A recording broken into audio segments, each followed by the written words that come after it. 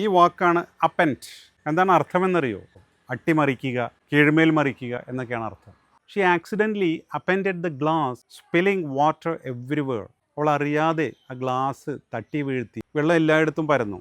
He appended the box to empty its contents. ആ പെട്ടിയിലുള്ള സാധനങ്ങളൊക്കെ ഒഴിവാക്കാൻ വേണ്ടി അവൻ ആ പെട്ടി കമഴ്ത്തി എന്നർത്ഥം. The new policy often upends the traditional practices.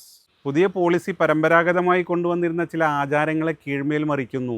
One mistake can upend your entire plan. ഒരു തെറ്റിന് നിങ്ങളുടെ മുഴുവൻ പദ്ധതിയെയും കീഴ്മേൽ മറിക്കാനാവും.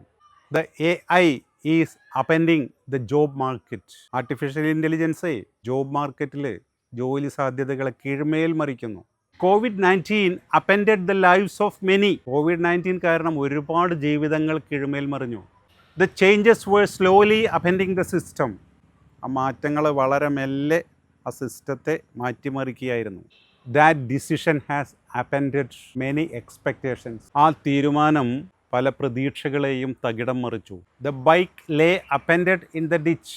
ആ ബൈക്ക് ആ ഓടയിൽ തലകീഴായി കിടന്നു. He was upending everything we had planned. നമ്മൾ ആസൂത്രണം ചെയ്തതൊക്കെ അവൻ കീഴ്മേൽ മറിക്കുകയായിരുന്നു. My bad, I had never intended to upend it.